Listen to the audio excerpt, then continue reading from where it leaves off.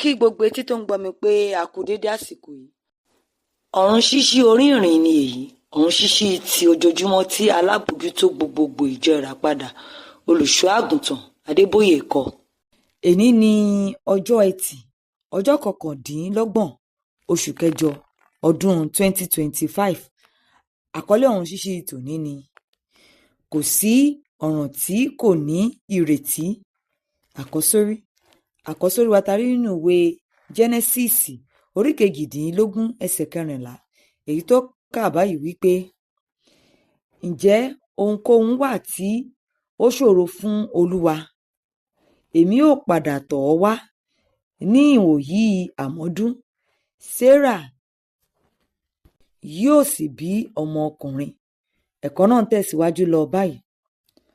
Lọ́pọ̀ ọdún díẹ̀ sẹ́yìn, obìnrin kan tó ní ọkọ tó ní ọ̀pọ̀lọpọ̀ owó ní àdúgbò kan.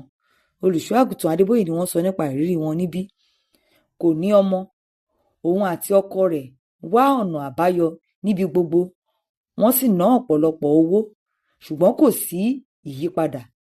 Ní ọjọ́ kan, ọ̀kan nínú àwọn ẹbí ọkọ rẹ̀ sọ fún un pé kó má fi àkókò ṣòfò mọ́, nítorí pé àwọn àjẹ́ kan ti gba ilé ọmọ rẹ̀, kò sì lè bí ọmọ mọ́. Ó wá sí ìjọsìn ẹ̀mí mímọ́ kan, Ọlọ́run sì sọ pé ẹnìkan wà nínú ilé yìí, wọ́n ṣẹ̀ṣẹ̀ sọ fún ọ pé o kò ní ilé ọmọ. Má ṣe àníyàn, nítorí pé èmi yóò fún ọ ní ìbejì. Kò pẹ́ lẹ́yìn èyí tí ó lóyún. Ní ilé ìwòsàn, dókítà kan ṣàyẹ̀wò rẹ̀, ó sì sọ pé ó dàbí pé ọmọ kan ló wà níbí. Ó dáhùn pé rárá, kì í ṣe ọmọ kan ṣoṣo. Ọlọ́run ṣe ìlérí pé yóò fún mi ní ìbejì.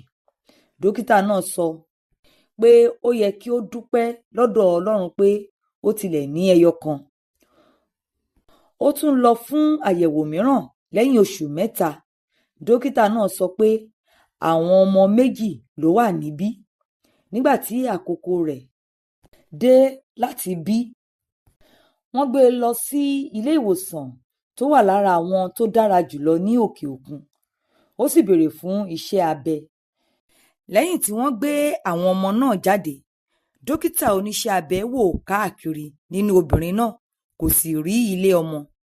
Nígbà tí obìnrin náà tají lẹ́yìn tí abẹ́rẹ́ oorun tí wọ́n fún un ṣiṣẹ́ tán, dókítà oníṣẹ́ abẹ náà wá sọ fún un pé mo ti ṣe ju iṣẹ́ abẹ 3,000 lọ. Èyí ni ìgbà àkọ́kọ́ tí màá gbé ọmọ 2 kúrò nínú obìnrin tí kò ní ilé ọmọ.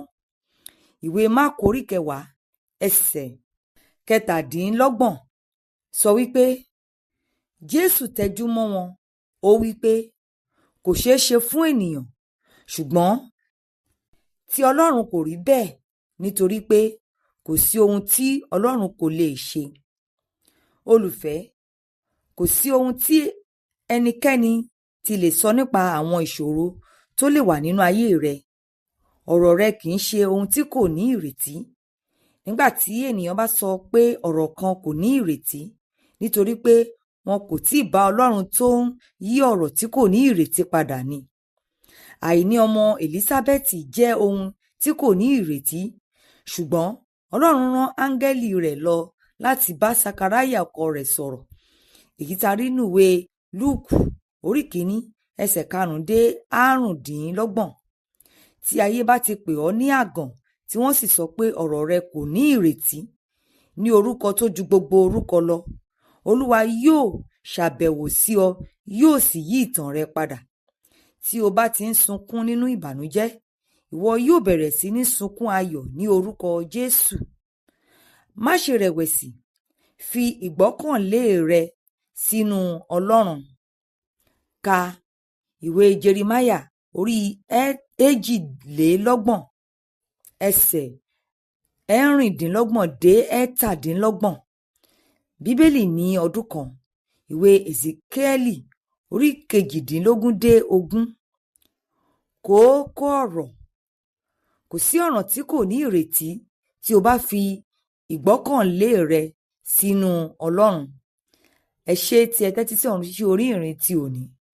kí ẹnìkan kó ké hallelujah.